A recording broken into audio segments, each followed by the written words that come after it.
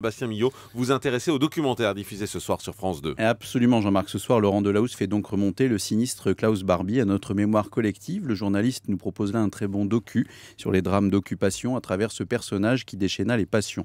Cet homme, c'est bien sûr le chef de la Gestapo lyonnaise, une organisation qui accueillit en son sein bien des assassins. Au sujet de Klaus Barbie, beaucoup d'informations étaient brassées et ce soir, son portrait sera brossé. Après la guerre, c'est en Bolivie qu'il s'était enfui, mais dans les mémoires des victimes, il ne fut jamais enfoui. Il aura d'ailleurs fallu toute votre détermination, Serge Klarsfeld, pour ce qui avait des allures de combat contre des moulins à vent se termine finalement au tribunal pour l'assassin de Jean Moulin. Mais si la justice est passée, le goût amer ne passera pas.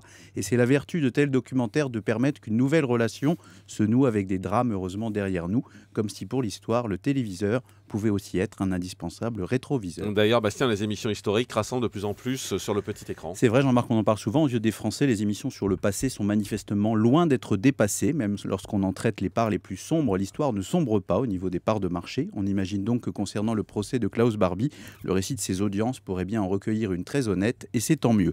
Pour que vive cette mémoire, ailleurs que dans de vieux grimoires, il faut rendre hommage au service public qui assume sa vocation et en assure une large évocation, avec toujours le souhait d'y associer les plus jeunes, de leur faire entendre ses oraisons avant même l'âge de raison. Finalement, parler sans trêve de ce conflit est bien la seule façon d'entretenir son souvenir et de rendre un juste hommage par la force des images. Bref, pour bien des années encore, ces heures qui virent tant d'atrocités ne seront jamais trop citées. Merci beaucoup, Bastien Millot.